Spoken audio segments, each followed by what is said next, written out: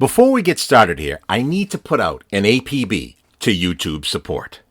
Where are you? Messages have been sent regarding this weird issue with playback from any computer and no response.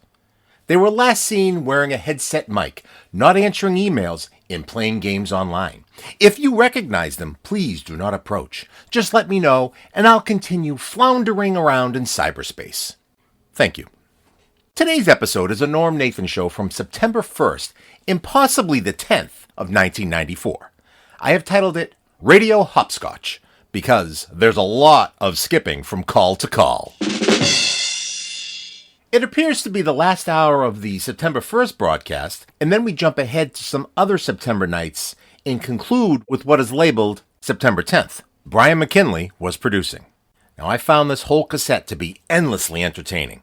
There's a lot here for me to whet your appetite with. It all begins with a call from Fred in Medford about WHDH. Skip to Norm talking about a pianist who seemed to know how to play every song. 36 musicians in some orchestra with, I believe, Dave McKenna. Norm sat 2 tables away from Frank Sinatra.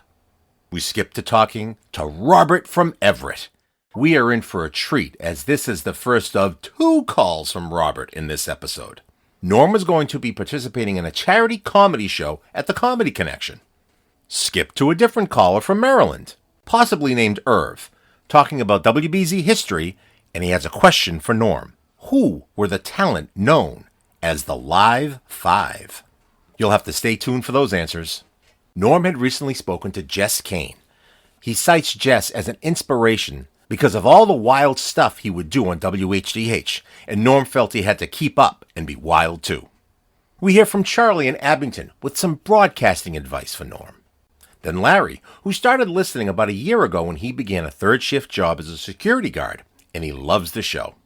Norm teases the guests for the next night, kind of, and the kids in the teen canteen whoop it up one more time, and he sends it to the morning news. Now on to a Jack traffic report and a spot for Store 24. Lavelle Diet makes an appearance.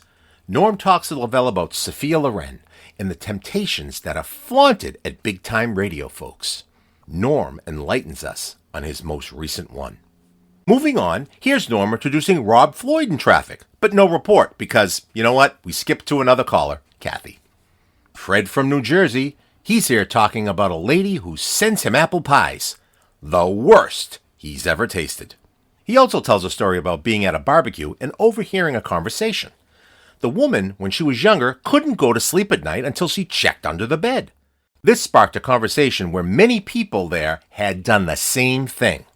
That prompts Norm to mention a play called Small Wonder, a very interesting plot that I'm certain you'll see the point to. Norm worries more about walking down a dark city street than living in the woods. Norm has never seen a UFO. I have, but that's a story for another time. Let's jump to Norm talking with Jim Morley, or Morley-ya, a toll taker on the Tobin Bridge for 20 plus years. We get some insight into the big-time broadcasting dollars he was paid when he began his radio career. The next caller, Tom, says a bad word and apologizes. But Norm says, you know what? At 20 minutes to 2 in the morning, it's okay. And the producer, Brian, just missed trying to bleep it. Tom also said how sorry he was to hear about Norm's wife, Norma, passing. She had been gone for nearly 3 years at the time. Norm tells a great story about Father Dick Schmerich, who gave the eulogy at Norma's services. Our next caller, Mike, believes he met Linda Chase and tells the Howard Stern fans to be nice. We then enjoy a short musical interlude. Norm teases a guest for the next show, and he signs off from another September day. Here's the next night now with Norm talking to traffic reporter Rob Floyd, who needs to call Norm's brother-in-law to fix some stuff. Norm takes the blame for Adam and Eve being banished from the Garden of Eden. Suddenly, there's a Jack traffic spot for Exxon. And then Jack reports on every work crew in and around Boston. All I'll say next is Jack, Gawkers, and Cockpit. Back to talking about the Comedy Connection show, Norm says he's the throwaway act, even though he's prepared to do an entire comedy special if need be.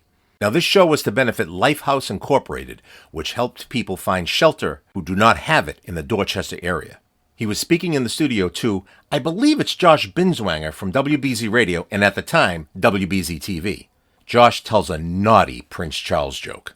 Other people appearing at that show that they were sharpening the hook for, Bruce Schwegler, Shelby Scott, Sarah Edwards, Michelle Michaels, Marjorie Clapprood, Frank Malakote, Laura Raposa and Gail Fee, and Joe Stapleton. Jack Hart was going to be in the audience, but not performing. Fred Allen and Major Bowes are discussed. Jack broke his headphones. They may have been purchased at the Shoddy Equipment Store located on the 15th floor at WBZ. Now that's directly across from the Museum of Broadcast Artists and next to the WBZ Farm Stand Store. And I'm telling you, the hottest item they sell there were the minute-and-a-half egg timers. And then Norm talks a little shop with Jack. And now, Side B. Whew. Here's Norm with the story about the Green Day concert at the Hat Shell and the crowd acting like a bunch of momos. Jack Hart joins the conversation and brings Norm to his senses about the whole thing. Now on to a caller talking about a news director named Henry Santoro who had a quote regarding that very concert. The caller also believes if you're in a band in Boston, it's a hard town to make a living in. Now let's skip on down to another swell call from Fred in New Jersey. He says the show is like Uncle Norm's General Store. Helps a lot of people make it through the night. And somehow, we segue to leather fetishes, a stolen mannequin, and a ransom note. Fred brings up the movie Mannequin and its sequel. What was it called? Oh yeah, Manitwin? All I'll say here is inflatable companions and balloon dolls. We learn that Norm thinks better when he sings. Others, not so much. Speaking of singing, Jack joins the conversation with intricate details on the Mills Brothers song Paper Doll. The infinite knowledge and rigorous testing that it takes to become a traffic reporter is astounding. Norm comes to a conclusion regarding Fred's life. Okay, here comes call number 2 with Robert from Everett, and it is superb. He wants to bring his wife Dottie down to meet Norm at the Comedy Connection. He's going to be dressed like the Scotsman he is and gives Norm an idea for a closing bit. In the ads for the show, Norm was first listed as "and others." Then he was listed as one of the opening acts, meaning they think even less of him.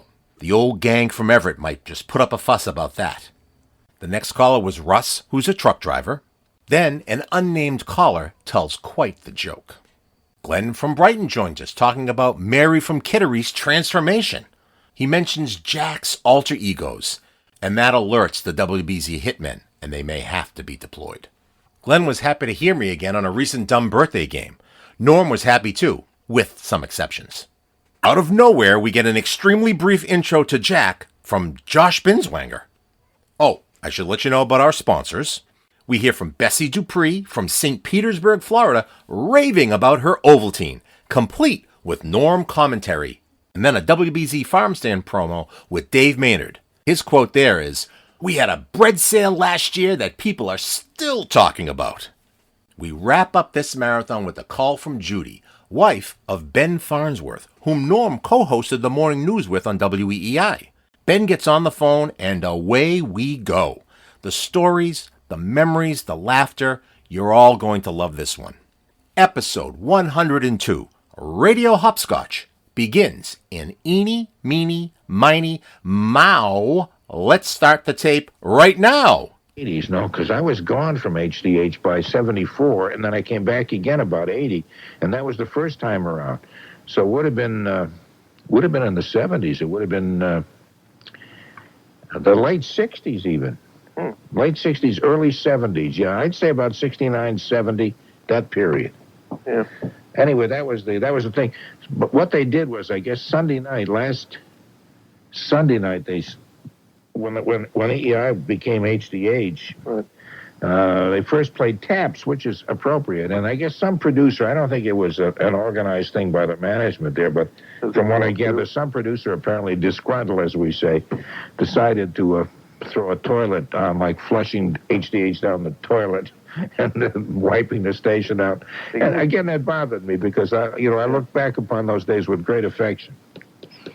So that's what happened. But they did play that very definitely. Here, you having the game at 3 o'clock? Yes, we are having the AM at 3 o'clock. I tried to get on it last week, and I guess they couldn't get to me.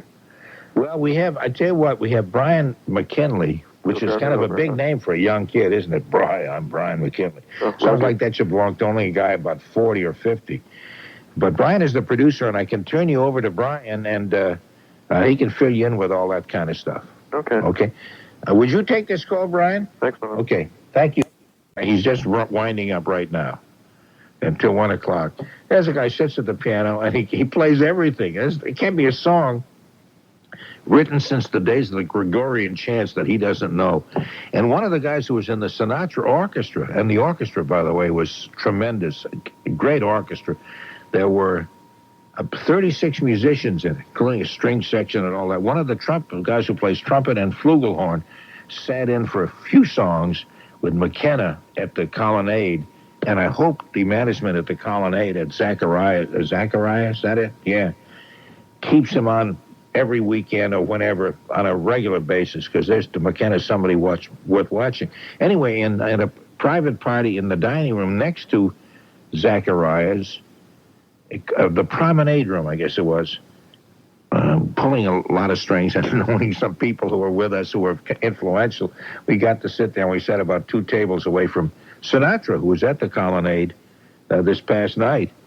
And it was kind of funny. I guess when you get close to a legend, he doesn't look like a legend anymore. But he did look good, and that was a great kick. There was also a pianist there named Debbie Mann, who was awfully good as well. Anyway, last night was a great music night. The only bad music was by Sinatra himself.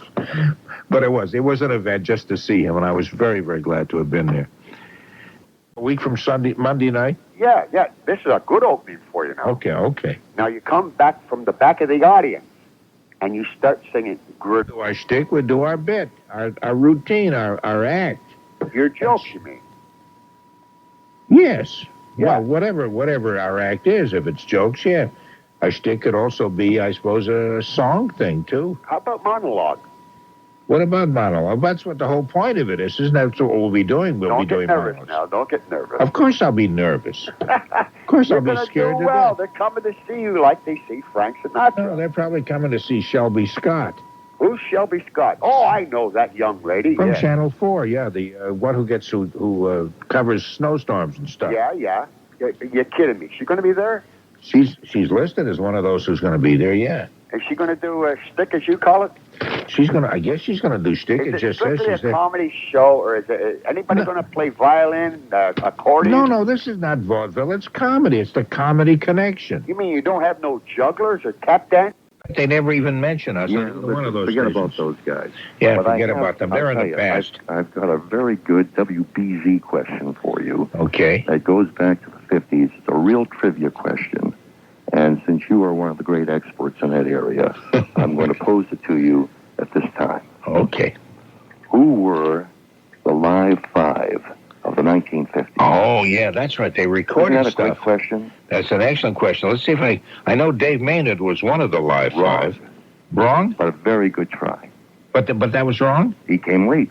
He was a late comer. Oh, he was not the live 5. Oh, yeah. He was a kid back then. Okay, now tell me the year again you're talking about. Oh, let's say 1956. 56, okay. Yeah. And he was not... We'll start with the morning man. Because he could have been, I guess maybe he was at the Medford station at the time. Because he was old enough to be here, because he's been... But he started right about the Kennedy assassination, I remember, because he was the host on that awful day. And that's the first time I remember hearing Dave Maynard. But preceding him as the morning man. Okay, Carl DeSouza. What we hope you know is the Carl DeSouza show on WBZ radio. Right. That's right. Let's see. Bright-eyed, bushy-tailed, all that stuff. Yeah. Okay, now, so... At 10 o'clock was Alan Derry. Oh, yeah, because I worked with him over at HDH later on. But you don't want to say that name. That's right. I've said, well, of course, there is no HDH radio anyway, so it's okay. At 2 o'clock, Norm Prescott. Oh, Norm Prescott, yeah. He used to begin by saying, "Hello, you." What a clever opening that was. Well, I took it personally. I was 17, and I thought, gee, that was so sweet of him to think of company. But he's talking right at you. Yeah, he's doing animated cartoons out in Hollywood now. Oh. Animation I forget the name of the company, but a lot of the animated cartoons are his company. And let's see, that was 2:00. Yeah. I don't know who the other two were. Oh, I'm very disappointed. I know it. I'm sick. I'm sick to my stomach not having known that. Because I know you talk about giving talks about old radio and yeah. And I'm going to help you out because you're such a nice fellow. I appreciate that. Leo Egan used to be on later on. Because I worked with him at that other place. Of course. I'm bringing back so many pleasant memories for you, aren't I? But he did news, did he not? No, but he also had a record show too? A record program from about 7 till 10 after the news.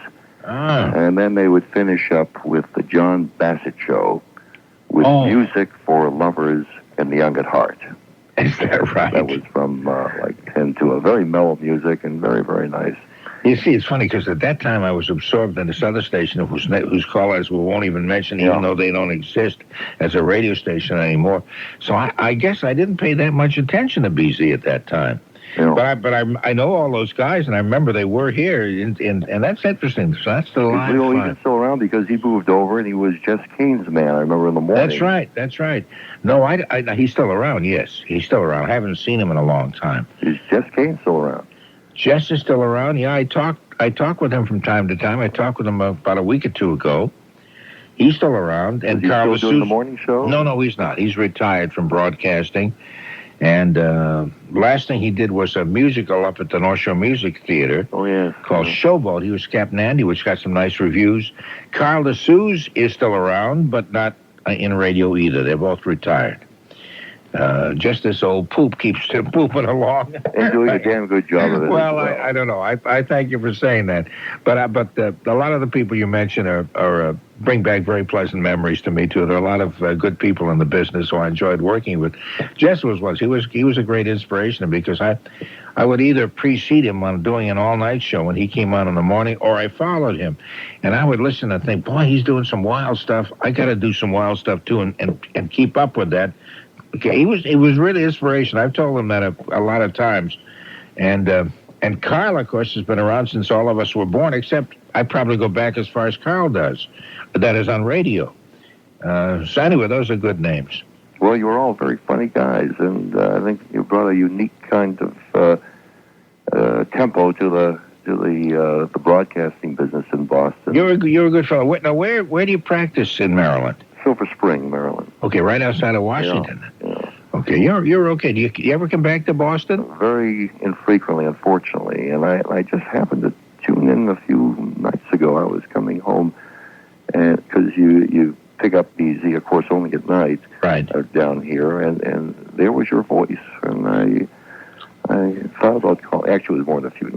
The truth be known, it was about a month or two ago. But that's okay. And you said, "Is that guy still alive?" I can't believe it. And, he must be 150. The voice is the same, and so it was like listening to an old friend again. So. Oh, that's very nice, sir. I'm very grateful for you to say that. Thank you. You're very welcome. And I hope to hear from you again, and it's lovely to hear from you this time. Keep talking.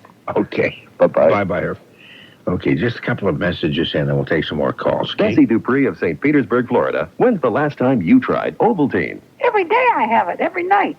Oh, I love Ovaltine. I've loved it always. Carter. I've got a big bottle of chocolate and a big bottle of malt. Listen to that Classic voice. Ovaltine not only tastes good, it contains 10 essential vitamins and minerals, nutrients your body needs and wants. Ovaltine has a lot of nourishing stuff in it. What a You see, voice. all the vitamins is in it. Yeah, that But voice. it's got a delightful flavor. To me, it's got a very distinct flavor that's delicious. It's a nice drink. Just 2 glasses of classic Ovaltine and milk provide almost 100% of the recommended daily allowance of B-complex vitamins, A, C, and D, plus other important nutrients the body needs for strong bones, strong teeth, good eyesight, and more. So I eat good food and drink good things, and that's why I'm healthy. I think Ovaltine's a very special drink. I wouldn't take any other brand. That's the truth. Classic Ovaltine. Tastes great, and it's great for you. Ovaltine. I mean, I got to be the only person who talks over commercials and tells you how I hate the voice of the person doing it. But I think she's got her voice is like running your fingernails across a blackboard. Anyway, but Ovaltine, it's great. That's why I've got such lovely bones. And I'm so healthy because I drink it too. Hi, everybody. This is Dave McKenna with news about the WBZ Farm Stand for Children's Hospital this year. It's September the 17th at the Shriners Auditorium in Wilmington. 50,000 pounds of fresh produce at below store prices. We had a bread sale last year that people are still talking about. Thanks to the Mass Farm Bureau, we have thousands of potted plants and shrubs and trees for you to buy. Good food to eat, petting zoos, rides, live music. It's quite a time. But Children's Hospital, the BZ Farm Stand, September the 17th. Come on. Okay, let's talk with Charlie in Abington. Hi, good morning, Charlie. Morning, Norm. Good morning. I thought it'd be interesting to hear you on the Ellery Queen show. You know, the Ellery Queen show? The radio show, you mean the old radio show? The crime show. Yeah, I remember Ellery Queen, yes. Yeah. Well, on tonight's program, Arthur Godfrey was one of the suspects. Oh, really? Can you imagine that? What are you talking about them doing reruns on the old Ellery Queen TV show? Well, it wasn't a rerun. It was just an Ellery Queen show about 7 o'clock. And then Arthur Godfrey turned up as one of the suspects. Oh, really? Was he guilty? I don't know. I don't think he was mixed up with her. Oh, hey, you want to stay away from the gastrointestinal area with the poops and the... I think it would be good advice if you took them. Okay, I wasn't thinking of poop as being a gastrointestinal thing. Of course it is. An old poop, I just meant it was an old man. Well, maybe that's... that was my definition. No, wasn't the same thing. Isn't. Poop is an actual... Is that a medical term, poop? Yes, it's well, we won't go into Well, okay, if you're talking about a bowel movement now, yeah. Being a poop. I hope nobody's having breakfast while they listen to it. That's right. I'll stay away from it. I'll never mention it again, Charlie. You're right. You're right, and I won't do it ever again. I mentioned it to be helpful. No, you are very helpful, and I promise you I will never say that again. You catch me now. If you hear me say it again, call and yell at me. Yeah, okay. Take it easy. Okay, Charlie. Let's see if we can just get to Larry before we say goodbye. Hi, Larry. Good morning. Hi, Norm. Hi. Hey, I started listening to you about a year ago. I just wanted to let you know I really like your show. Hey, thanks a million. You're one of my neighbors up there. Yeah, right next door to you. You're using a speakerphone. No, I'm in a security, and I'm in an empty hallway. Oh, because you got a great echo sound. That's beautiful. We might be able to use that in our next play. Okay, I'm sorry about that. But that's okay. I love your show. I started working third shift about a year ago, and I try to catch it as often as I can. Oh, and one other question. Are you originally from Middleton? Not originally, but I've lived there probably about 36, 37 years, so I kind of feel like I am. I actually grew up in Everett. Oh, okay. All righty, thanks a lot, Norm. Hey, thanks for calling, Larry, and I appreciate the comments. Do you know something? I hate to say this, but it's about time to say goodbye. The WBZ new staff is all set. They're in gear. They're in action. They've called correspondents in from throughout the entire world, and they're going to bring us up to date with all the things that have been happening, and I'm just so grateful. Tonight we'll be have a guest. Let's see. I don't have the information right in front of me. I'm sorry to say, but it'll be an interesting guest. Oh, that we'll be asking kind of questions and telling you the results of polls that were taken when other people were asked these questions. That's kind of a vague thing, what I'm saying, isn't it? That doesn't help you understand what's going on. I tell you what, let's dance a little bit, and then we'll check out the news, right?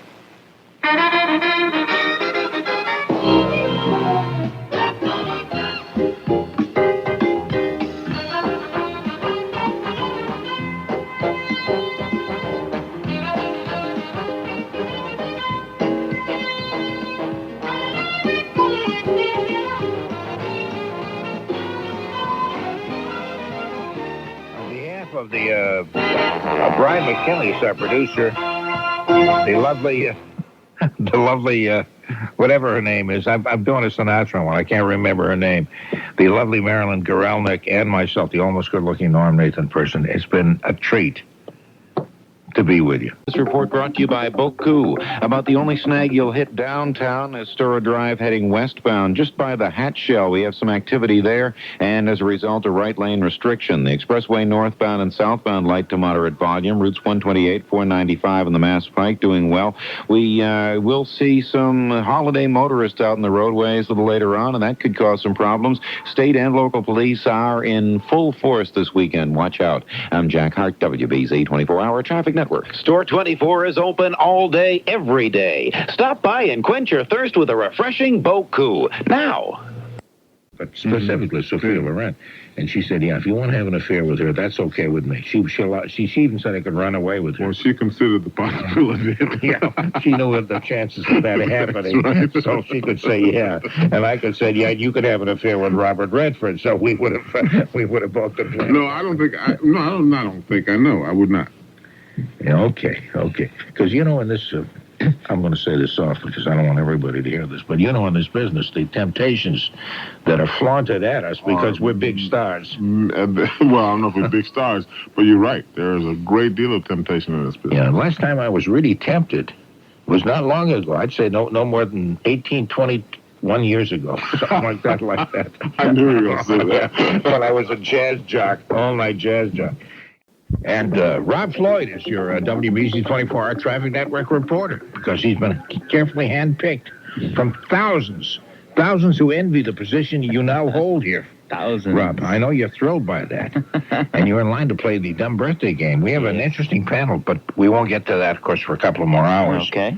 So you're on your own, just floundering around with the traffic until the fun starts then. Quite fit exactly, with that sleek... Because I see guys dressed now, and they look so great. They can button the top button of their shirts. I've been able to do that since about 1936. You're very easygoing, aren't you? Well, sort of, yeah, I think so. Yeah. I'm sorry about your boyfriend. You said he died about a year ago? Yeah, he died last year, and it was too bad because he was young, and he had been perfect health. He took a heart attack. Oh, is that how? No, really. Now, do you see anybody else now? No, I haven't. I do. Yeah, one person I see. I do see one other person. And, does that help a little bit? Because that must have been a terrible thing for you. Yeah, it's only been, for me, it was March 22nd of last year. Yeah. So, just a year ago last March. Yeah. You sound like a very special lady. I used to lift his spirits a lot because he used to kind of get down with them, I mean, that's just his personality, Yeah. So I used to cheer him up and stuff, Well, I hope you meet somebody really nice who can keep you company and who can make you laugh and giggle and you enjoy yourself, because that's fun. Anyway. Okay. I'll do the best I can, Kathy. Okay. Cut that out. Bye. Talk to you soon. Bye-bye. I hope not.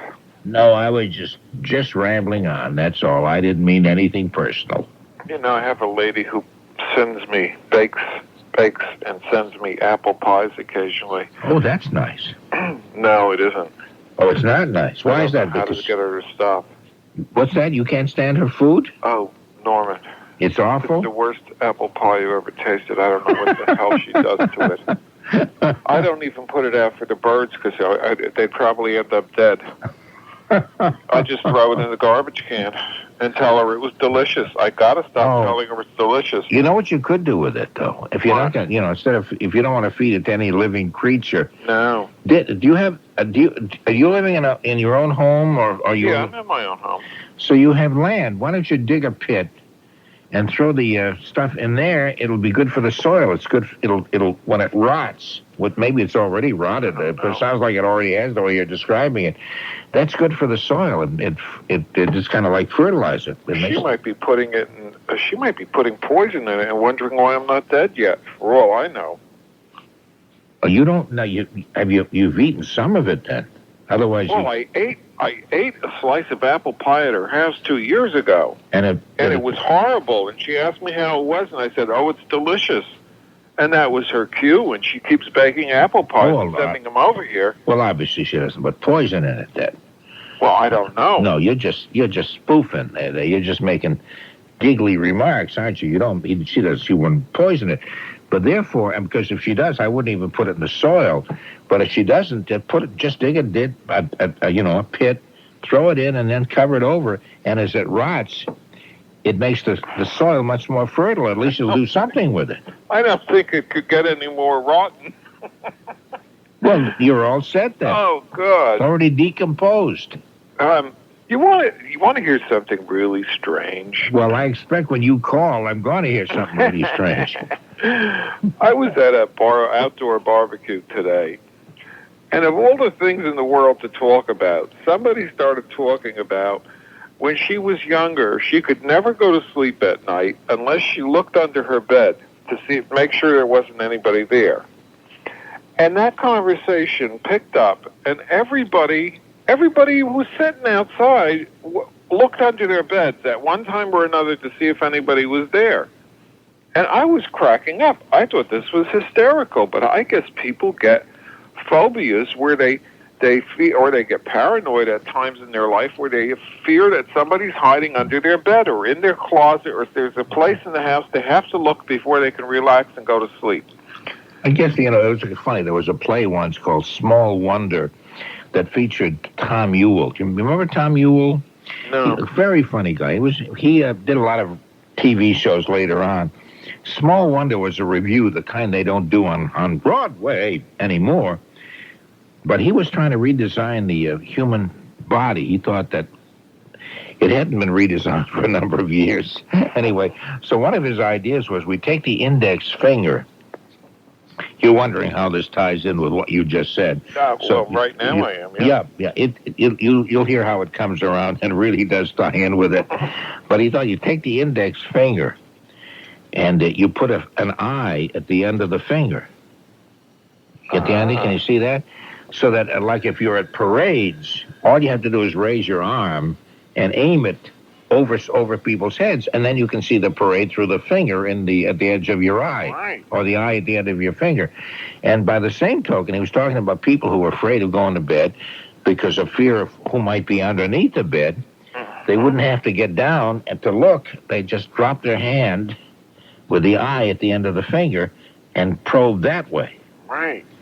Okay, now that is interesting. Do you see the way that ties in? Yeah. Even though you didn't think it would.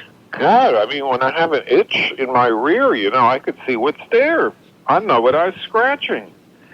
I think now you're getting gross, Fred. I don't think Tom Ewell had that in mind. I'm the only one who didn't have anything to say about looking under the bed. And one guy finally said, "What about you, Fred? Did you used to look under your bed to see if anybody was there?" And I said, only occasionally, and I was disappointed when I didn't find anybody, because I get very horny before I go to sleep. Well, and lonely, obviously, too. I mean, you weren't looking for a guy under there, or maybe you were. Oh, well, I did go with a transvestite, so, I mean, I guess anything will do now. I recall that transvestite story, Fred. I recall that very clearly. Oh, I tell you. Did you ever go through a stage where you thought you saw somebody in your bedroom, or you were worried about whether somebody was in your closet or under your bed or anything like that? No, it's kind of funny because I live out in the woods, and it's it's really dark back there and all that. And some people who come to either stay with me or just come to visit get a little panicky because it's way back. No, I don't. I've got 2 big dogs and a bunch of cats. Sometimes when I'm in the bedroom and I close the door, a cat will jump up against the door and make a noise that's almost human. And I suppose anybody who's not used to that will figure that. But I think walking through a downtown part of a city is much more dangerous. I worry. I get scared about that. I don't get scared about living in the woods. No, not at all. But so many people get scared about things they can't see. If they can see something, they're not afraid. Well, I think that's known as, get this, this is really going to be a tremendous statement, full of deep philosophy. It's fear of the unknown. Since you live in the woods where it's dark, yes. Did you ever see anything in the sky that appeared to be like different, something that you couldn't tell what it was, but you definitely thought it wasn't a plane or a helicopter? Not so much, because I live in the woods, and the trees pretty well cover up the sky. I don't see too much of the sky. No, you mean like an unidentified flying object or something? No, I never ever seen one of those. No. Because on our local radio station down here, a man flagged down a cop, and they were looking at some kind of strange gold-colored disc in the sky that was moving across the sky, and then the radio station reported that other people had seen it too, and nobody knows what it is. Oh, yeah, you've run into those. No, I've never seen one. I'm sure a lot of people have. I never have, Fred, but as soon as I do, I'm going to call you if you leave your home phone number with Brian McKinley. Oh, definitely. No, I'm joking. Hey, a lot of people have. I mean, New Jersey has a lot of sightings, and Arizona and Wisconsin have the most. Is that right? But that's because that's big sky country, where people can watch the whole sky at night. No, that's true. That's true. What is the big sky country? Montana. Montana is no. That's the nickname for Montana, the big sky country. Yeah, but in those western states where it's very flat, you get out, you could see from horizon to horizon at night. Yes, you can. You can, which makes driving kind of interesting. Yeah. Okay, here's a section. I was just looking at a book. Oh, look at the time. I got to get going. Okay. But there's a book called The Book of Lists. You know that one, by David Wolochensky, Amy Wallace, the Irving Wallace's kids, one of whom went back to the family name. Do you ever see that, The Book of Lists? No. I'll put it aside for now, but there's one section here, 10 celebrities who have seen UFOs. Well, airline pilots have seen them, too. Yeah, but, okay, but... In fact, one of the astronauts saw one. Remember? Yeah, see, but a UFO, all that means is something you don't know. You don't know what it is. Right. When we say UFOs, we kind of think of aliens from outer space, but it doesn't really mean that. It means something, and you don't know what it is. Well, I guess a lot of people see things that they don't know what they are. I guess that's so, and that's what makes life That's true. so darn interesting. I'll talk to you next week. Okay, Fred.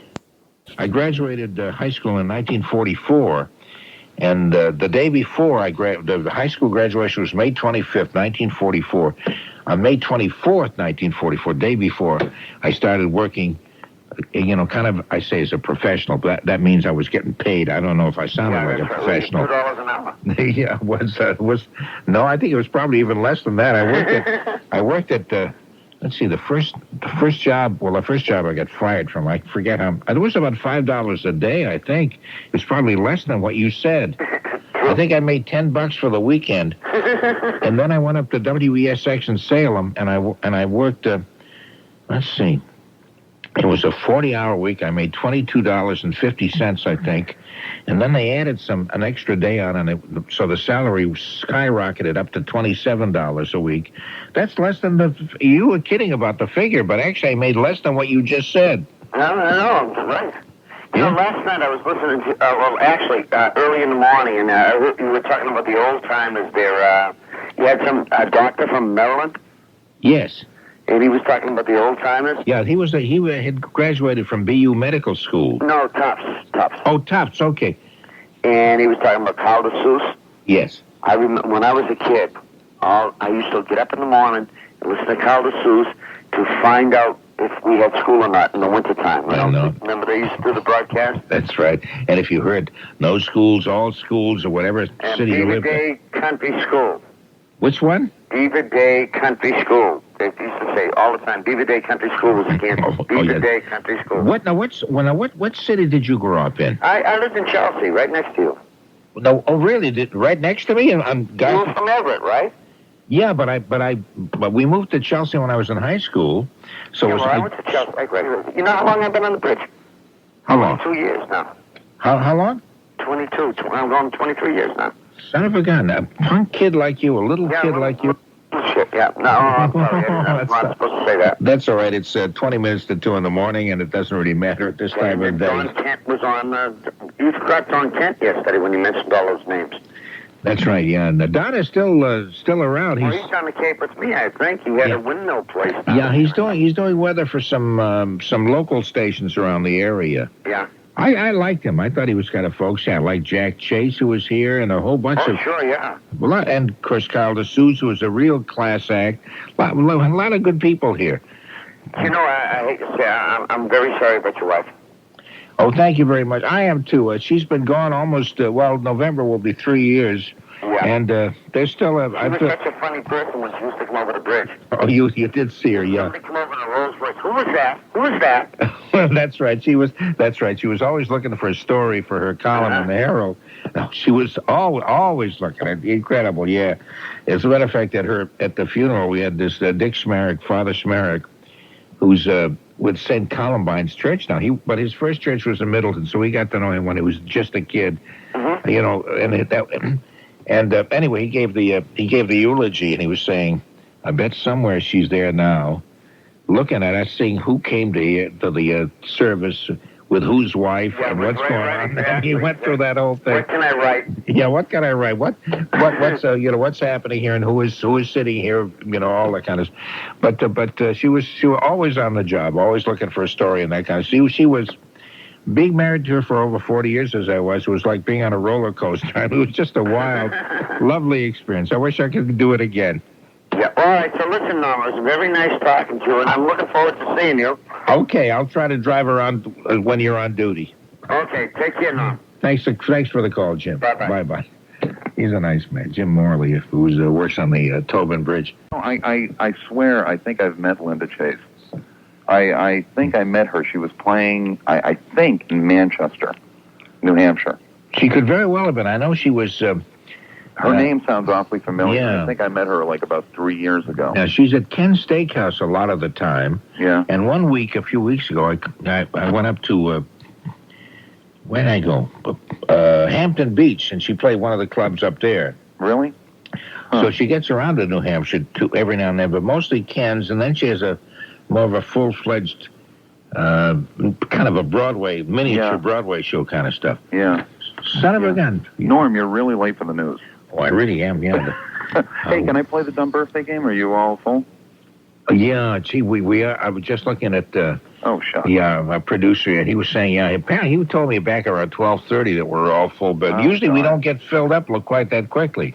Huh. But a lot of people did call. I'm so sorry. How about next weekend? I'll certainly try, sir. Oh, if you call early in the evening and talk with... If I can. Unfortunately, by the time I get home, Well, whenever you get a chance. And also, we call you back so you don't even have to pay the phone bill. Oh, I know. That. Isn't that handy? Oh, well, I think that's only fair. I'll certainly try to make it down to the farm stand because I want to meet you. That'd be great. I'm a big fan. Oh, that's great. I'll be looking for you. I'll be there much of the morning. That's great. Okay, very good. Okay, Mike. And all you Howard Stern fans out there, come on, be nice, will you?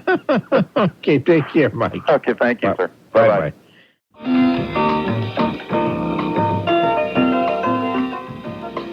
Nice of you to spend some time with us. I appreciate that a whole lot. Again, tonight at 11, we'll be doing a little quiz stuff with rock and roll. So even if you don't know a whole lot about rock and roll, and I certainly don't, I think it'll be fun to talk about it and talk about a book that has some very interesting questions. I think the answers of which may intrigue you in any event. So on behalf of Brian McKinley, on behalf of the lovely Marilyn Gorelnik, and on behalf of our entire group, including me, the almost good-looking Norm Nathan person, I hope you have a good day today. Okay, here. So I think it's something you ought to call my brother-in-law, the lovely Bernie, about, and he fixes radios. Okay, that must have been my fault. I'm sorry. Well, I don't know whether it's your fault or not. You were born with a guilt feeling. Same as me. I bump into a post and I apologize for 20 minutes. I think Adam and Eve would still be living in the Garden of Eden if it hadn't been for something terrible I did. Stop by a participating station, apply for an Exxon credit card, and you'll get a free 6-pack of Coca-Cola. Exxon, rely on the Tiger. By Route 18 in Weymouth, we've got crews. Also, Route 3 in the Kingston area, still some activity right around the Trooper Charbonnet Memorial in Kingston, just by exit 9. Watch out for that. Route 128 heading northbound by Route 30 in Weston. We've got work crews. 128 southbound by Totten Pond Road, right down to Route 9.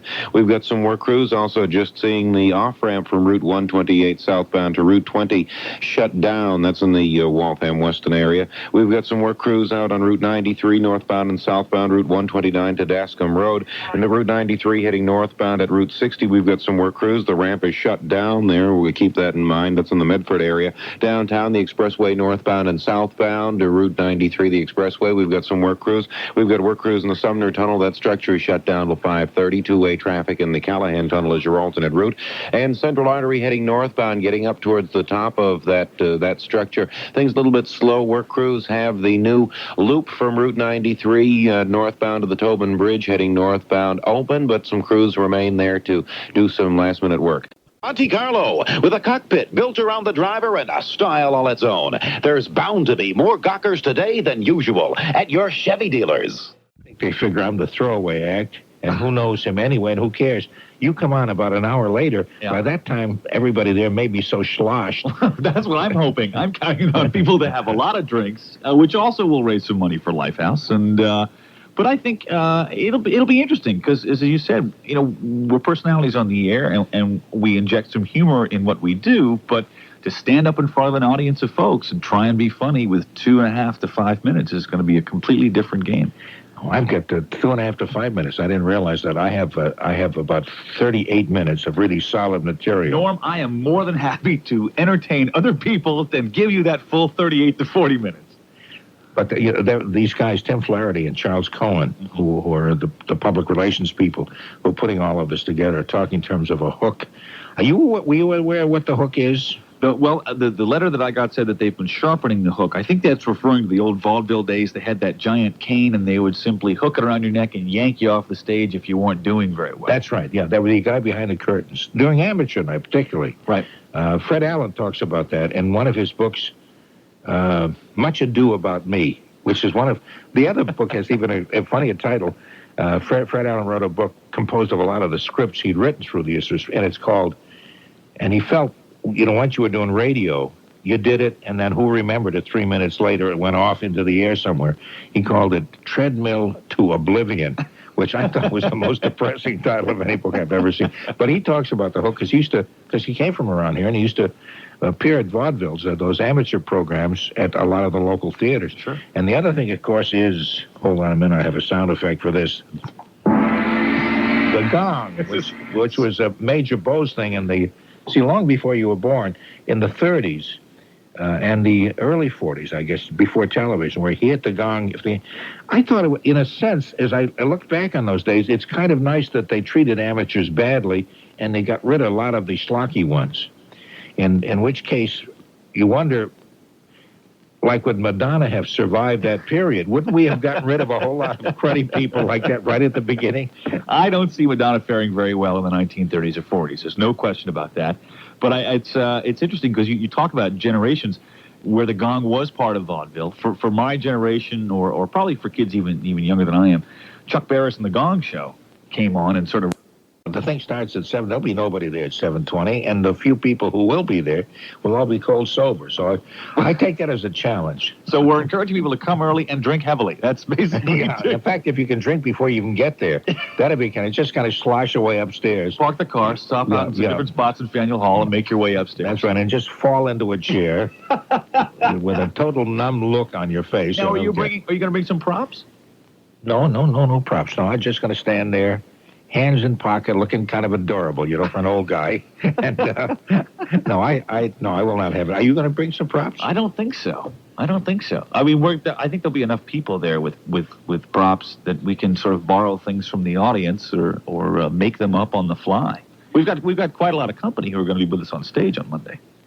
You name some of the people who are there. From BZ, Bruce Schwegler is going to be there. Shelby Scott will be there. You will be there. I'll be there. Sarah Edwards and Michelle Michaels from Channel 7, Marjorie Claprud from another radio station and from Lifetime Television. WRKO, we can mention it. Nobody listens anyway over there. Who else? I think Frank Malencote from Channel 56 just signed on board. He just signed on, He's the sports guy over there. Yeah. And, of course, the two women who... Laura and Gail Fee, who do the Inside Track. That's right. They'll be there. And there may be some surprise people. There's some rumors that David Letterman, Michelle Pfeiffer, Jay Leno, And Dave's new friend Madonna will be there as well. Madonna may be there too. But anyway, the hours they call is 7 to 9. I wouldn't be surprised if it doesn't run longer than that. And maybe I hope begins a little bit later than that. But it is at the Quincy Market, and you can buy tickets there. There are tickets still available. There are tickets still available. I believe the cheaper seats are $12, and the most expensive seats are $20. And again, to remind folks, as you said earlier, it really does go to a good cause. Lifehouse Incorporated, which is helping to find homeless shelter for people who do not have it in the Dorchester area. You want to try a joke on me first before you go? Does it have to be clean? Oh, absolutely not. Are you kidding, man? Well, you heard about these the pictures of Prince Charles. The naked pictures of Prince Charles. Yeah, they were kind of, I saw the pictures. They're kind of vague, you know. So, yeah. Which is okay with me. I'd rather see naked pictures of Princess Diane or Lady Diane. I mean, anyway. Well, you've heard about these pictures. Turns out he's Jewish. Oh, really? They could tell. Were the parts of the pictures were that clear, were they? Apparently so, and his ears are still the biggest thing on his body. So, we can only wish him and the entire royal family the best of luck. I'm now going to bury my head in the sand and practice my jokes for Monday evening, and I promise those listening, they will be much different. You don't sound as enthusiastic talking to me as you did talking about Exxon. Well, I had just taken off my headphones, and they're broken, and so like the little parts that go over your ears, you kind of have to reattach to the headband part every time you take them off and on. So I kind of had one thing holding on to between my chin and my cheek and shoulder, and so that's if I sounded less than enthusiastic, it's just that I was. Are you suggesting we have shoddy equipment? Oh, well, no, this is my own personal equipment. I've got shoddy equipment. Oh, I see. Sure, I bought it at the shoddy equipment store. Okay, that's on the 15th floor here at WBZ Broadcasting. Yes, it is. Right across from the Museum of Broadcast Artists. And right next to the WBZ Farm Stand store. Yes, it is. And you can get yourself a minute-and-a-half egg timer so that you have to keep on turning it over if you want a 3-minute egg. Well, we figured this way we sell 2 egg timers instead of 1. Yes. I don't know what that means. Anyway, I was coming into this, if I may talk shop with you, may I? Oh, just sure, for a little bit? Absolutely. Because I know you love to talk shop. Oh, you bet. Okay, there's this woman here. Her name is Beatrice Shop. And anyway, that is what I really would start out to say. I just thought that'd be so hilarious. I'm getting ready for my big debut as a stand-up comic Monday. Well, I'm going to be there, by the way. Are you going to be there? I'll be there spectating. Oh, you ought to be there as a comic. Well, I don't have any real stand-up stuff. Neither do I. Oh. I'm just going to stand up anyway, and then I'll worry about the rest of it. Although I think our colleague, Mr. Stapleton, may be doing a short bit. Oh, Joe Stapleton, the traffic guy, will be doing something? I think so. Day, the punk rock band. Oh, yeah, those young kids. About 40 people were arrested as a result, I guess. The fans rushed the stage. Wow. They had a huge crowd and the whole thing. You were not reporting traffic that early, though, were you? No, I started just at midnight on BZ. Okay, because I just couldn't imagine why traffic was backed up all over the place, leading towards stores. Is it still? Still back almost to Everett Circle. That's right. I heard you just say that, and yeah. that. I imagine what it's like to be a police officer, and you're told there's a riot, or what? Now, I guess riot may be a strong word, although it was pretty close to that. A melee, maybe. A melee would be good. A ruckus. Let's see how a ruckus would be good. Let me see. Much ado. Much ado. I'm just looking at the story here, and to see whether the Associated Press writer used a verb of his or her own.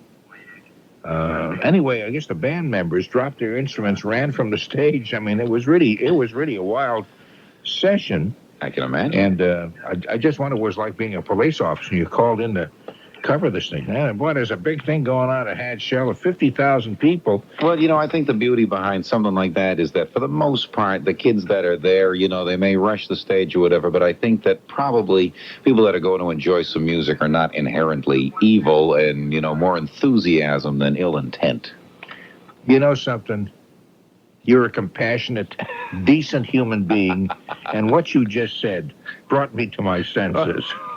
It really did. Although my senses were exploding at around 10 o'clock when I was trying to figure out how am I going to get there.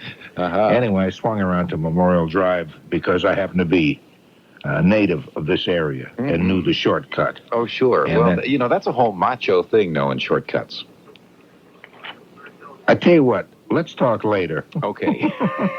And, of course, we'll talk with you on the dumb birthday game later on, which will be just a great deal of fun. You bet. Meantime, if you can put your earphones back to order again and repair them in some kind of manner, I certainly would appreciate it. Thank you just so much. I'll get right on it. Okay. That's Jack Hart and his RCA Bluebird Recording Orchestra. Quote from the news director, Henry Santoro, says, "This is punk rock at its finest, but was held at the wrong venue." I don't know what that means exactly. Maybe it should not. Maybe it should have been held indoors someplace, or rather than Hatch. Would it? Maybe I don't know. It doesn't sound like. I don't know what it sounds. Well, like. can I say something? Sure. Boston is a very hard town for aspiring rock, punk, grunge rock musicians. I've been hiring for years when I used to cook as a chef, and it's musicians can always use a few extra bucks. There's not a lot of places that show like the ability, and it's by and large it is a very, very hard town for a band to make a living in. I'm not talking like singers like Mel Torme or people like that who, they have little followings everywhere, South Shore, et cetera. There just isn't a lot of venues for these bands. And every year or so, one or two clubs less. There was a place on Huntington Ave, Ed Burke's. He used to have excellent music. Rhythm and blues, soul. He's gone. Yeah, he's gone too? Yeah, and it's just, there's not much left. Harper's Ferry in Brighton or Ralston, whatever. Yeah. I wanted to say something to you for a long time, and I guess I should say it. I can take it. Go, just fire away, big guy. It's like Uncle Norman's general store back around the turn of the century when everybody used to meet and talk with each other, and it's a good feeling, and you help a lot of people make it through the night, and I'll say this one time, thank you for being there. Well, that's very nice. Thank you, Fred. I appreciate you saying that. You're welcome. I wanted to tell you about something that was in the newspapers here. In our town, my town, a store opened up on the main street, and they have they sell leather garments, everything from undergarments to coats and I understand leather negligees. I mean, I've never heard of things like this, but well, this is people who have, I guess, have a leather fetish, eh? Yeah. Catering to those folks, eh? Ooh, my. What they did is they took a mannequin and put her out on the sidewalk in front of the store, fully dressed in leather brassiere and leather panties and some kind of something else. I don't remember what it was. But a guy came and robbed her. He stole her and ran away. In fact, the owner of the shop saw him running down the street with the mannequin and called the police, but they haven't found him or the mannequin. But the guy has received a ransom note now. Who owns the store for his mannequin? You're making this up, aren't you? No, I'm not making it up. It's in the paper. Well, I know you say it's in the paper, but I'm not looking at the paper. Oh, God, do I have to mail you the article so you believe me? I don't have to make these things up. Don't you know it's weird out there? I know it's weird out there, but you find the weirdest things of anybody I know. It's in my local paper. Okay. Now, when I read it, you know what I thought about? Years ago, maybe 5-6 years ago, I saw a movie on television. Late at night, it was an old movie, and it was about a guy who, on his way home from work, passed a department store window with a mannequin in it, and he fell in love with the mannequin, and the mannequin came to life. Do you remember that? Yeah, in fact, there was a sequel to that, too. There was? Yeah, there was that movie, which was, I don't know why they put a sequel to it, because the original movie was pretty stupid, but there was a second part that did come out. Yes, I do recall. Huh. Yeah. Isn't that something? I guess some people find mannequins or dolls, maybe from their childhood, sexual objects, because these naughty stores that sell adult books, you can buy the little packages that you take home and blow up, and you end up with an Yeah, that's right. The balloon. anatomically balloon correct doll. That's right. Yeah. It's kind of funny because very, very long time ago, there was a group called the Mills Brothers. And one of the hit songs they had was Paper Doll. It was called Paper Doll. I'm going to buy a paper doll that I can call my own. And the idea was instead of a fickle-minded real-life girl, and I forget how it goes, but the idea was the paper doll would be subservient to this fella. It wouldn't be fickle like a real person. Right. And in a way, only when in kind of a strongly sexual way, this just seems to have come about with a lot of people with this rubber doll thing, the balloon doll, and all of that kind of stuff. The mannequins, the whole thing. In a way, it's kind of an extension of the old Mills Brothers song, which at the time seemed very gentle and quite harmless. I don't remember this. What time is this you're talking about? Oh, this was, I'm going to buy a paper doll that I can call my own. Pardon me for singing, but when I sing, I can think better. That's all right. And it usually makes other people think a little bit less, but my paper doll. Was this more than... this was back in the 40s. It would be in the 40s, and it really goes back. It's World War II stuff, or maybe soon thereafter, but during that period. I wasn't even a dream then. No, I mean, most people weren't even born, so most people who are listening at this very moment have no idea what I'm talking about. Yeah. You know, I think, this is my own opinion, when they find the guy who stole the mannequin, I think they're going to find the guy who stole the panties off the clothesline next to me. There seems to be some kind of a relationship, doesn't there? Well, you know, somebody has to be freaky to do something like that. Well, I don't know. It sounds like good, harmless fun. Not if you own the mannequin. I mean, those things are expensive. I think they cost about $500. Okay, hold on just a minute. Let's see. Okay, Jack, are you there? Yes. I'm told. Yeah, this is Fred. Fred is in New Jersey. Fred comes across weird stuff. I see. And anyway, Tony tells me you know that paper doll song. Sure. Mills Brothers, one of my favorite groups. Isn't that interesting? Because you're probably about the same age, Fred. How old are you, Fred? I was born in '63. I'm going to be 31. Okay, I think you're about that age, aren't you? A little bit older, but not much. 33 in a couple of weeks. Yeah. Oh yeah, you're very close. But neither one of you was around when that song was new back in the 40s. But I never heard it. Huh. Yeah, see now, you see the difference between you, Fred, and a member of our staff here named Jack Hart. Do you understand why he is working here and you're in some godforsaken place in New Jersey, just wasting your life away because you don't know these intricate, these terribly important things? Mm-hmm. Well, traffic controlmen have to be super people. They have to know everything. Yeah, not just traffic. They have not to know just everything. Everything. That's right. Songs. You ought to see the test they give these guys before they allow them to do traffic. Oh, physics, songs, modern culture, absolute astronomy. That's right. A lot of Shakespeare. They got to know Shakespeare because you never know when you're giving a traffic report when you're apt to lapse into Elizabethan language. A lot of them do that. I noticed verily. that. Yeah, verily. See you see what I'm saying, Fred? Yes, that's why they go on to bigger and better things. He's got to know logarithms. And all other kinds of rhythms. And isobars. Sure, absolutely. Oh, yeah. Matter of fact, I had one of those for dessert just the other day. Yeah, that's right. It was with milk or cream and some kind of fruit. It's the breakfast of champions. Yeah. Do you understand that, Fred? Do you see where you're wanting? Yes. When I get somebody your age who has become a tremendous success in broadcasting because he's a traffic man, you can understand why your life fades into oblivion. It's pitiful. It's pitiful, Fred. How useless and innocuous I feel that I never heard the song Paper Doll. I mean, that's unforgivable. Fabulous song. I wonder if you could just sing a little bit of it for us, if you would do that, Jack.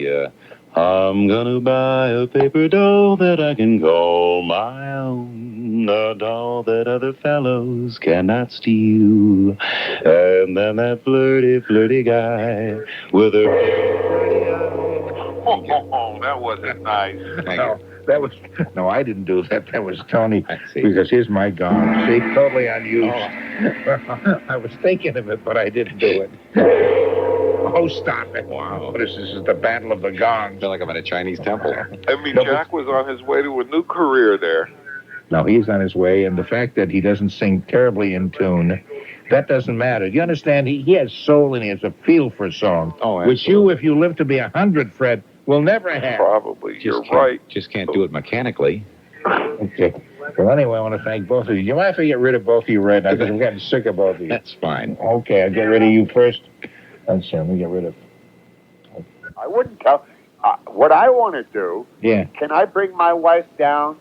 I would love to meet your wife. Yeah, could you send her in and you stay outside in the car? See, right away. Now you're doing ad-lib with me. Oh, I'm sorry. Now, I'd love to bring my wife down, Dottie. Dottie, yeah. And if you want to call her from the audience, she sings all the Irish songs. She sings Bonnie Baker songs like Oh, Johnny. Yeah. She tap dances if you let her tap dance. She's 66 years old now, for God's sake. She wouldn't Give the like... lady a break, hey, huh? She wouldn't like you telling her age like that. Well, that's all right. I'm 67. Yeah, but you give your age. Yeah, but women don't like to do that. Norman, we're too old goats over the hill. See, I don't really arrange the program, so it would be kind of out of order for me to... we would like to come down and see Norm Nathan in person. Oh, my goodness sakes. Now I'm really getting nervous. No, don't get nervous. No, I am, because I'm kind of hoping nobody shows up, that it's totally empty. They will show up, Norman. And I can mumble through... show up. Okay. I promise you. Do you know you're a big celebrity? I didn't know that. No, I didn't know. I didn't even know I was a little celebrity. Are you milking the audience out there? You mean next Monday or right now? No, milking the audience now to get the people to come and you're scared. You're not scared. Yes. You couldn't stand up there and look at those people. Everybody's scared. You do radio 5 hours a night. Come on, Norman. Yeah, but this is different. I got to stand up and do comedy. No, I did it all my life. Well, I know that, so you're used to that, but I'm not. I don't get up in nightclubs and do bits. So this'll have confidence. Don't you have poverty? What is that word they use? You think you're the greatest, you say. Well, no, I don't think I'm the greatest. But obviously, if I thought I was going to be really awful, I wouldn't have accepted the whole... Put yourself down. Well, because I don't know what's going to happen. I don't know what's going to happen. The minute they say Norm Nathan, they're going to applaud for 5 minutes. And there goes your act. There I go. Then I have to leave the stage. I got one closing bit if you want to do it. Well, tell me what that is. I'm open to suggestions. Okay. Now, you love animals and everything. Oh, I adore animals. Obscenely. Yeah. You love dogs. You have dogs? I have a couple of dogs, yes. Okay. Now, do you have a dog that he would be, he'd understand if you put him on a chair behind you in the background? I don't know. I have to rehearse the next couple of days. No, don't rehearse it. The dog, you sit him there on the back of the chair, and you come out and do your 5 minutes, funny material, 10 minutes, 20 minutes. The dog is sitting on the chair, facing me, behind me, and he's behind you. And he's looking at me. And he's just looking at the audience. And they say, Norm Nathan's going to do something with that dog. I see, yeah. Now, you got the bit now? But I never do. Now, listen to me. I'm listening. I'm listening. You know the bit, and I'm trying to refresh your memory. Okay. You know the routine. Okay, that I'm doing my shtick, and the dog is sitting there in the chair looking at the audience. Right. Then what? Then, after you finish your act, somebody yells from the audience, "Hey, Norman, what does the dog do?" "Oh, the dog, nothing. He just loves my act." That was the dog. You know, that just might work. It will work. These are old bits from vaudeville. My dad gave me these routines. You know what would happen? Oh, that's great. What would happen is the dog would sit there for about 3 seconds and then come and pee all over my shoes. Well, I suppose that would... laugh. Well, that would be... That's right, true. That would be a funny bit. Up, Leo. Down, Leo. Don't you know the guy with the dog act that used to do it years ago? What's his name? I can't even remember it. I have no idea who you're talking about. The dog wouldn't do a damn thing in his act. But he says, over the leg. And the dog, come on, you can do it, son. You can do it. Come on, you know the same acts I know. You went to all the vaudeville theaters and nightclubs. I know, I do. I've seen somebody do an act like that, but I can't remember who that would be. I think it was a man named Mordechai Rechtsite. Something like that. Something of that nature, yeah.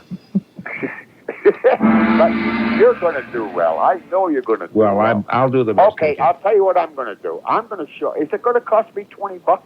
Yeah, I think so. It's because it's a charity. I really can't ask for free tickets. No. I don't mind paying. Don't worry about that.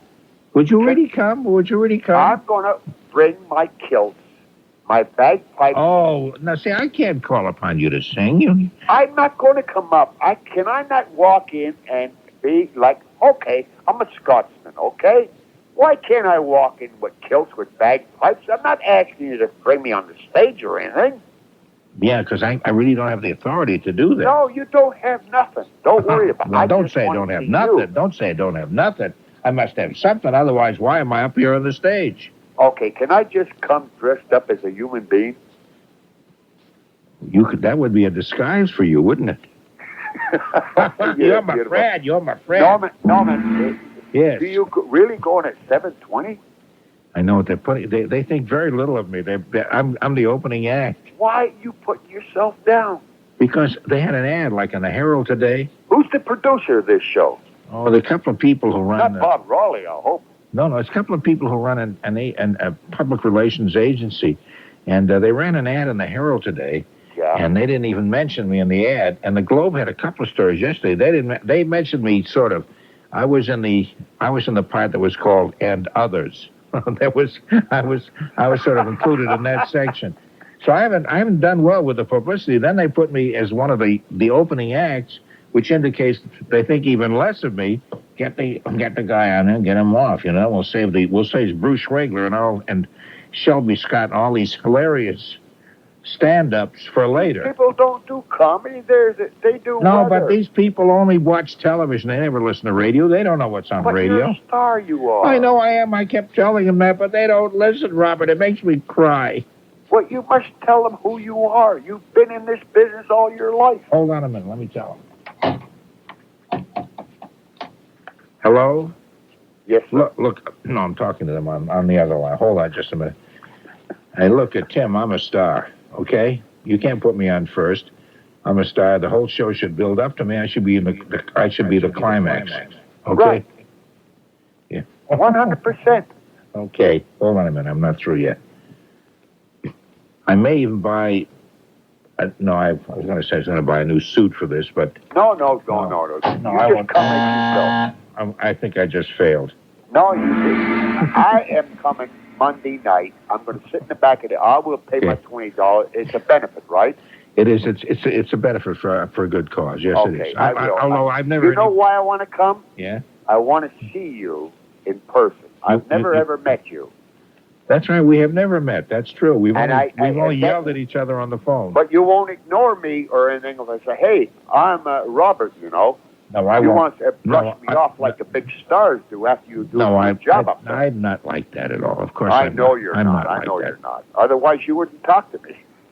That's right. Listen, I respect you.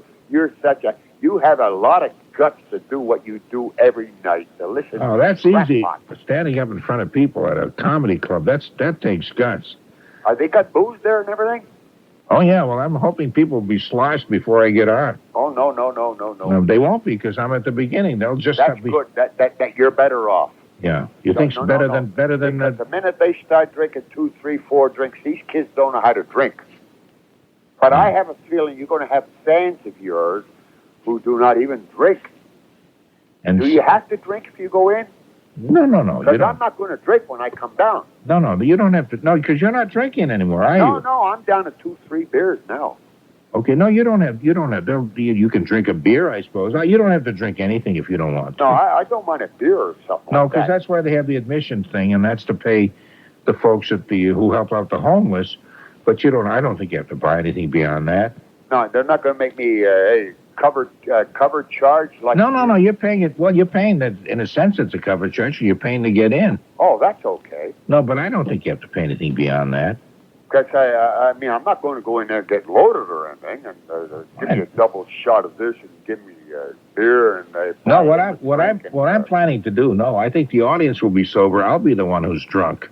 No, you won't. You're going to do good. You're going to see me Monday. Oh, well, I thank you very But much, I'm not Robert. going to say anything to you. I'm going to sit in the back of the when you come out, don't run away, because I'm going to run back. You do have a dressing room back there?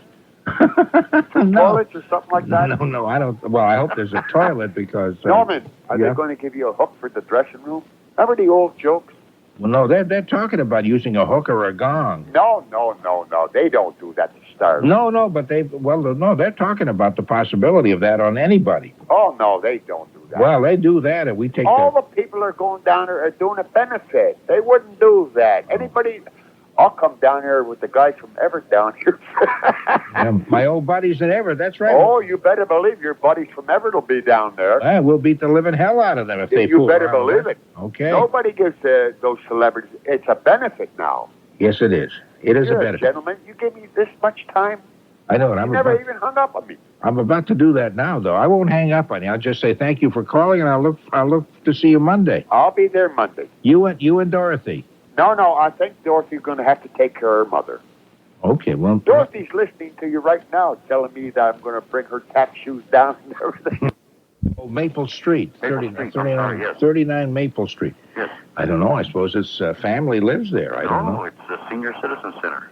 Oh, yeah, that's right. That's what it is. That used to be the town hall. Yeah, I just And they remodeled it beautifully inside, and it's the Middleton Senior Citizen Center, and it's lovely stuff. They got a handicapped ramp and all kinds of stuff they built in since, but that's where the old town meetings used to be held many years ago. Oh, I saw it on the sign there when I was going by there. I go by there once or twice a week.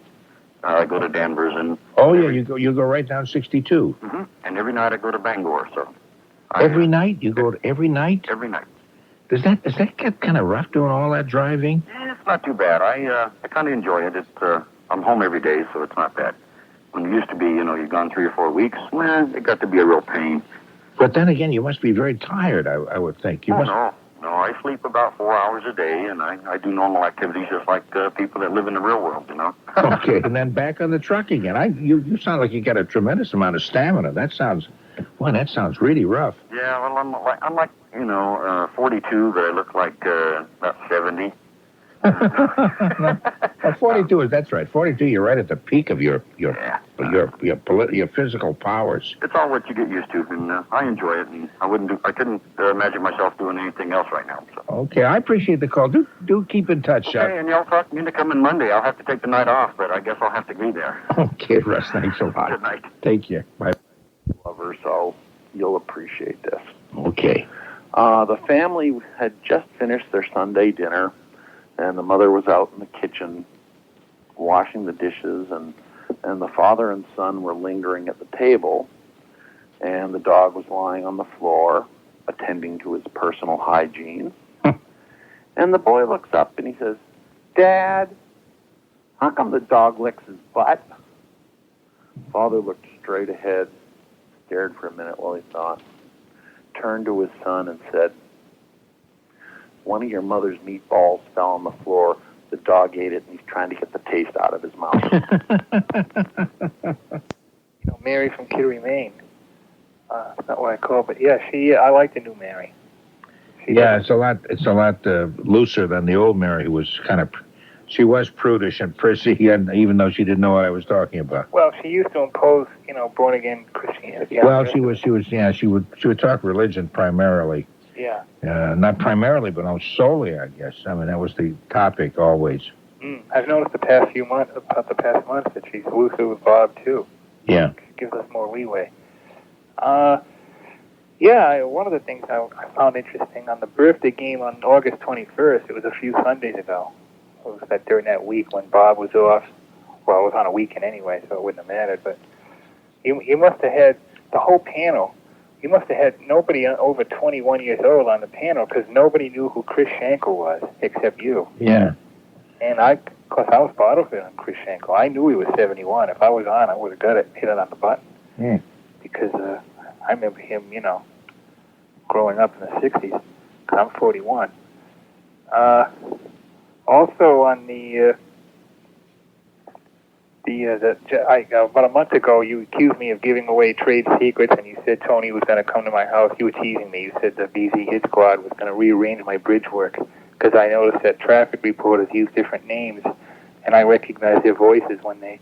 And Jack Hart was talking on the birthday game about Paul Drake and Gary Spalding, and that was kind of cute that he confirmed what I told you a month ago. No, we all knew that. I was just being cutesy with you and saying not. But I mean, it's not even a trade secret. I think people know if they switch from one station to the other. But I don't think the people who carry the stations that carry traffic reports want it to be known that they're on a million other stations too, with different names. But we're proud of the fact that Jack is on our station with his own name, and he's on here more than he is most other stations. Yeah, but that does happen. It's a little game that he play. Well, it was kind of funny. About a month ago, Lana Jones was doing the news, I think on a Saturday afternoon, between 12 and 12:10. I always listen to Paul Harvey, and she said, now we're going to do the traffic report with Gina Tempesta. And then the woman did the report, and then at the end of the report, the woman said, Victoria Provo, WBZ traffic, and Lana said, thanks, Gina. Yeah. That was kind of cute. She insisted on calling her name that she uses on another station. I thought that was kind of cute. Yeah. Now, it gets a little confusing sometimes. You're not quite sure. And also, on this thing on Monday, you don't know if is that the Green Line? Is that the Faneuil Hall? No, it's not Faneuil Hall. It's the. I don't know. It's in the Rotunda. It's across from Faneuil Hall, one of the other buildings at Quincy Market. Well, is it the Haymarket stop or Government Center? No, it's Green Line. No, it's Quincy Market. No, I mean on the Green Line. What T stop? Oh, what T stop? I think it's either Government Center or Haymarket. Oh, Government Center, I'm told, or Haymarket. It's near both of them, I think. No, Haymarket probably would be closer. Government Center is a block up. Yeah. Government Center is in front of the City Hall. That's what I thought. And this is a block closer toward it. Haymarket would be close. I guess that would be the best. Are all the tickets gone? No, they're not all gone at all. I think there'll be plenty of them available Monday. Because I got to go. Really? I want to meet Robert and Selma. That's going to be cute, meeting all these. Okay. A lot of people say they're planning to come. I hope they do. But there are going to be a lot of people there from different radio stations, not mostly television stations. And there'll be a lot of visuals. There'll be spoken word too, right? I mean, I don't use any visuals. Mine will be strictly spoken. I suppose the others will too. The only thing I've heard was that Bruce Regler may throw snowballs into the audience, but I don't know that that's true either. He's sort of trying to work out some kind of a routine. Yeah, so I don't know what he will do, but no, there won't be. I don't expect there'll be visuals. This is a spoken thing, just people standing up and doing comedy. Yeah, and I want to thank you before I go. Last Saturday, I heard you did the breast cancer walk information for me. That it was Sunday 25th at 11 from the Hatch Shell. Yes. Strides against breast cancer. Yeah, one of my daughters is working on that. Sonia? Sonia is working on that. Yeah. Sunday, September 25th. It will be. That's right. My mother died of breast cancer, so my sister has it too. My mother did too. I know. An awful lot of people did, and that's the tragedy of it all. But anyway, that's when it will be. It will be on that date, on the 25th. I'm just looking at the information. I have it in front of me. As a matter of fact, starting at the Hatch and ending at the Hatch Shell, and it's just a 5-mile walk. Oh yeah. You know all that stuff. It starts at 11 a.m. on Sunday, September 25th. Yeah. Well, I had requested you get the information, and you found it. You did read it. Yeah. They have the best bet for anybody else who wants to take part in that is to call the American Cancer Society at Commonwealth Avenue. That's the Massachusetts division. The number is 617, of course, is the area code. That's in Copley Square, right? It's just above Copley Square, going toward Mass Avenue. Right. Sort of halfway between both. It's 267-2650. Right. And for people outside the area who still want to take part, and they have a toll-free number, is 1-800-952-7664. That's the toll-free number. If you live outside the area. Yeah, it was good to hear Tony back on the scene too on the birthday game. Yeah. Yes, it is. It is good, even though he's come back and just loaded with drugs and half out of his mind with alcohol, but he's back. I made that up. Yeah. He Yeah, doesn't. if I ever get a job as a traffic reporter, I'm going to use the name Olivius Rakoff. Olivius Rakoff. Well, you were talking about getting a Rakoff a senior discount. Yeah, it's kind of funny because there was an orchestra leader here named Rakoff, was his last name, R-A-K-O-V. You know that name? Yes. Okay. I got it from. Or I could go by the name Hayes Bickford. Which is Hayes Bickford would be good. That's a restaurant. I realize that, yes. It's a good name for a traffic reporter. A Waldorf Astoria, I suppose you could call yourself almost anything. Anyway, take care. I'll let you go. Okay, Glenn, take care. The 24-hour traffic network guru for WBZ, our good friend, Jack Hart. Jack? Thank you very much, Josh. We are... There's a big party going on. I was told by a man named Frank Fitzgerald that such a thing was about to happen. Mr. Fitzgerald called you? Well, he called somebody else who Did then he? called me. Yeah, indirectly. So I got the message indirectly. Oh, really? Yeah, I'm speaking softly because I don't want Ben to hear this, you see, which is kind of silly because he's the... And I remembered when I worked with Ben at WEI back in the 70s, he had a birthday. He had turned 30 then. He did 30. Well, he's a little bit beyond that now. I realized that, but at the age of 30, he was ready to jump off the Prudential building. Yes. Because we worked at WEI together. Yes, that's true. At the He's morning. very sensitive about that. Is he sensitive about turning 50? Yes, I've got him tethered now. He's suicidal. I've got him tethered. No kidding. Tethered to his rocker. Mm-hmm. Well, he is an old guy. He's old. Could I talk to him? Would he be handy, do you think? He's taking guests now. He'd love to speak with you. Hold on, Okay, please. thank you, Judy. This is Ben Farnsworth. Hello? Hello. Is this Ben Farnsworth? Hey, Norm. Hey, what do you say? How are you? I have to take my bib off before I talk to you. I have to tell people because I haven't mentioned it. We just kind of dialed you to see, whether we hang up and may say, "What are you interfere? You put me on the air like that?" But we are on the air on WBZ right now. But I was just talking with your wife Judy about when you were 30 when we worked together at WEI. That was 20 years ago. I know. I can't believe that you punk kid. I know. You're I was 50. a punk kid. Remember how youthful I had pimples for crying out loud. You had long hair. Yes. And we did the morning. We co-hosted the morning news on WEI together. I'm not telling you anything you don't already know. This is what is known as background material for the listener. You see, it's terribly important in this broadcasting biz. But I remember we were doing the mornings. We would go on about 5 o'clock in the morning. And you would do Henry Kissinger imitations and all kinds of not on the air. I believe that the world must move forward. We must do our best to see that the problems are solved in the world today.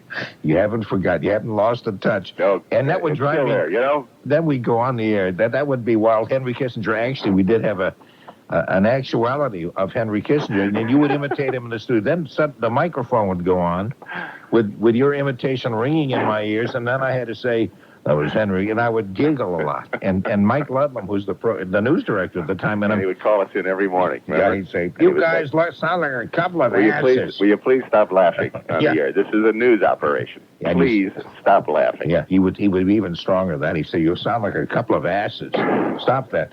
And the thing is, come closer. I don't want everybody to hear this because even though my career, only all of Boston. Yeah, even though my career is maybe at its end anyway. What have I got to lose?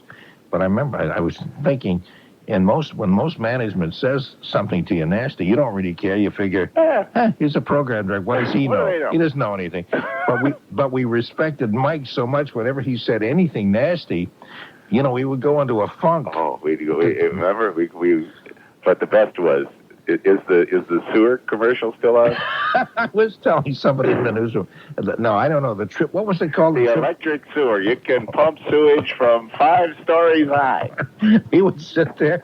We were the most unlikely news team that you ever heard in your entire life. We were no Dan Rather and Connie Chung, that was for sure. And we'd sit there, and we couldn't. And you do the commercials too. One would read one, and then the other would read the other. And we had the sewer commercial that Ben is just mentioning, and we just could not get through that. And of course, the guy who owned the company, he didn't think it was like serious business. Well, he spent his life in the sewers, He didn't think there was anything funny about that. And anyway, we finally had to record the thing ahead of time, and we couldn't even record it together. We had to go in separately and read a line at a time. Oh, you were a fun guy to work with. I feel like we worked forever, but we Can only. you imagine that well, I'm still, quite honestly, I'm still in my 40s because I don't turn 50 officially until tomorrow. So I'm still actually a young man in my 40s. Oh, that's right. You don't turn 50 until what's tomorrow? September 11th. September the 11th. It's your birthday. Yeah. Are you suicidal about turning 50? Is that really a problem with you? I'm really, I guess the best way to describe it is I'm really kind of cranky. Cranky? Yeah. I mean, 30 was a problem for me. Oh, 30 was a big problem. 40 was no problem.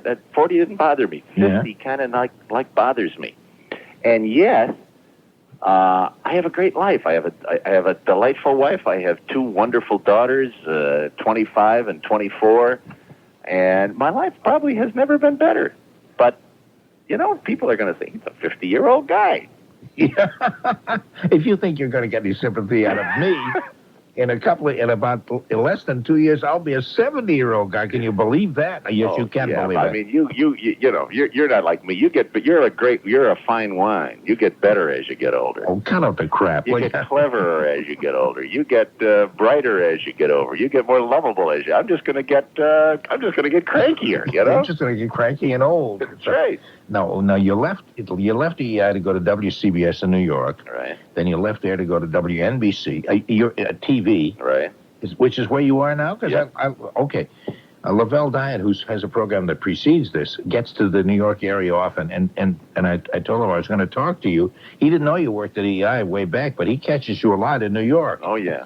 Are you doing big stuff? What are you doing there? Well, I'm on every day. I report the news, and I, go out and cover anything that goes on, and it's a lot of fun. As you know, I've been down here for 20 years, and it's a different lifestyle. Not as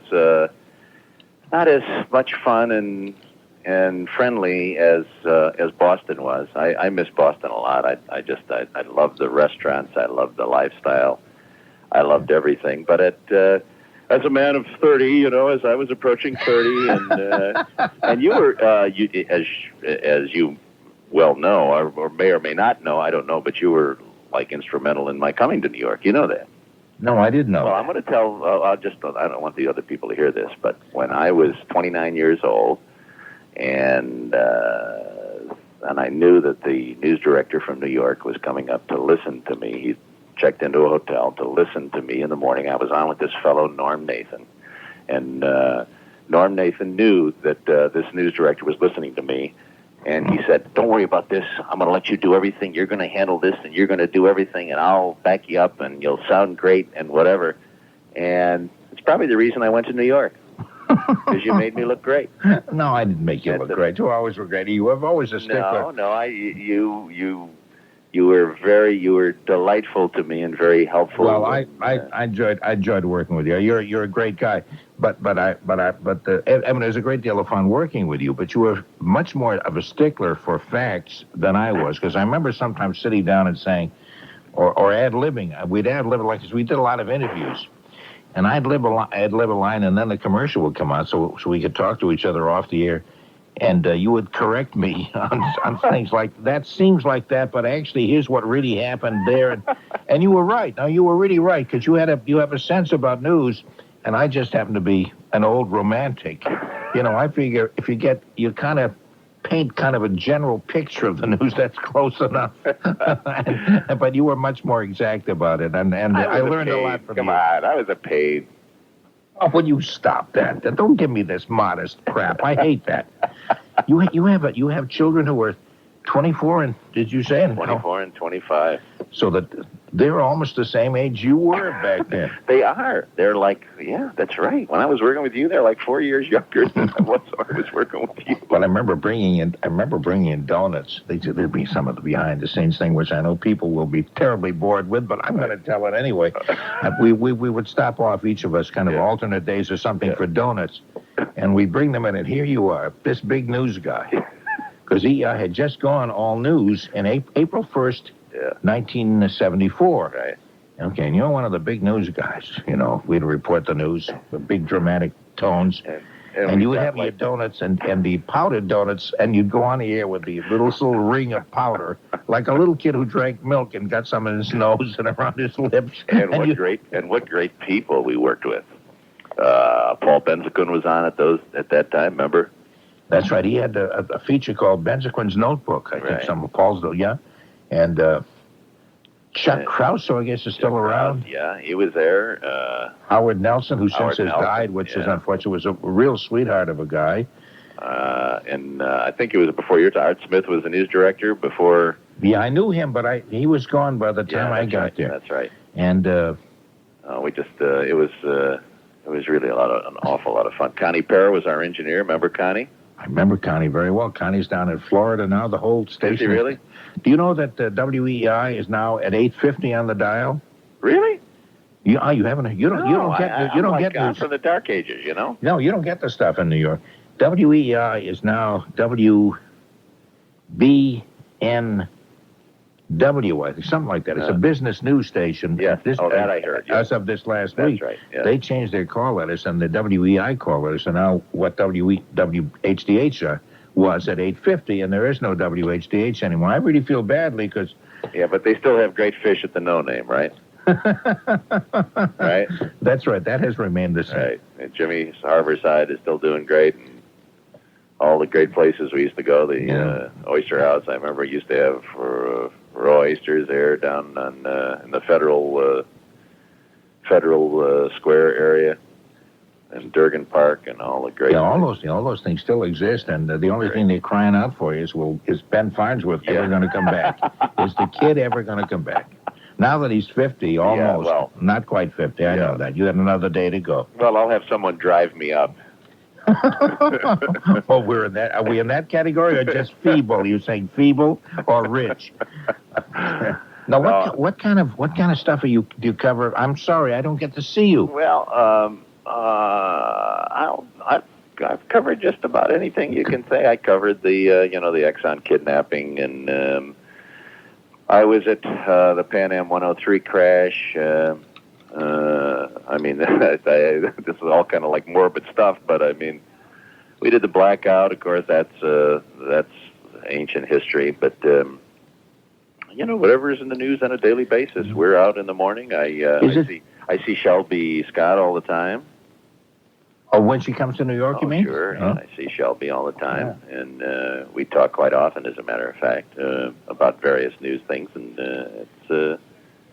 Well, in fact, the last time I saw you, were in town for the AFTRA convention, and of course, Shelby's the president of AFTRA, so That's I right. see her. And AFTRA, for people who are wondering what we're talking about, is the American Federation of Television and Radio Artists, which is our labor union. Right. And she has been the president. She's the boss. Forever. She's the big boss. She's the boss. We salute.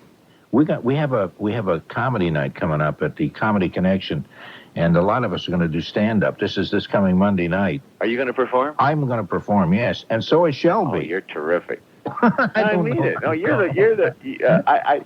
When we were on the air doing the news, it was the hardest part for me was just to keep a straight face because of everything that you'd say when the commercials were on. And then things you would say, I would laugh. I think news, don't you think, needs two laughing anchor people? Well, I think that was what was memorable about what we did, actually. Well, actually, what you did. I was like the straight man. You were I was not. Like a poor copy of Ed McMahon. When you stop downplaying yourself, that's not at all true. There's not a bit of truth to what you're saying. You turned into a terrible liar. You really have, and I really hate that, Ben. Hey, I'm going to let you go. Do you have a big party going on at your house right this Yeah, minute? we have some friends over, so. I wish you the very best for the coming, not only the coming year, the coming decade. Oh, what a nice call. I'm so glad to talk with you because we just had a great time together. I had kind of a feeling that we're talking personally, and anybody listening and doesn't give a damn about what we're saying. That's right. I know. But to the three people who remember me when I was in Boston, it's awfully nice of you to call. Well, we get out to New York too. The BZ has a big signal, so as a result, I think there may be people I'm sure there are in your viewing area who know you very, very well, and would like to know the fact that you're a very nice man and you have a nice family, and The only problem is the heavy drugs that you're into. I really feel badly. I was kind of hoping you would get gotten off of that. You're one of the sweetest men in the business. Hey, take care of yourself. Very happy birthday. Happy 50th. I can't believe my little God, punk. 50 years. Can you imagine? Listening to Norm and Ben reminisce about their time together was like they were back in the studio again at WEEI. Though Norm thought it was too behind the scenes, it wasn't. It simply left smiles on the faces of anyone who was listening, then and now. Such a pleasant surprise with that call. And I completely agree. News needs more comedy. Yay! Closing the vault and leaving this world a little sillier than we found it. For Zacharias, The Promenade Room, The Comedy Connection, Carl DeSuze, Alan Derry, Norm Prescott, Leo Egan, John Bassett and his Music for Lovers and the Young at Heart. Jess Kane, The North Shore Music Theater. Ovaltine, Lavelle Diet. Sophia Loren, Tom Ewell, WESX. Don Kent, Jack Chase, Norma Nathan. Lifehouse Incorporated, Bruce Schwegler, Shelby Scott, Sarah Edwards, Michelle Michaels, Marjorie Clapprood, Frank Malicote, Laura Raposa, and Gail Fee. Joe Stapleton, Tim Flaherty, Charles Cohen, Fred Allen, Major Bowes, Beatrice Shop, your RCA Bluebird Recording Orchestra. Riots, melees, ruckuses, and much adoos. The Mills Brothers, the American Cancer Society, Gina Tempesta, Victoria Provo, Josh Binswanger, Ben Farnsworth, Mike Ludlam, Paul Benzequin, Father Dick Schmerich, Mordecai Rocksite, The Electric Sewer, Rob Floyd, Brian McKinley, Jack Hart, and the radio raconteur himself, Norm Nathan. Loving you madly, I'm Tony Nesbitt.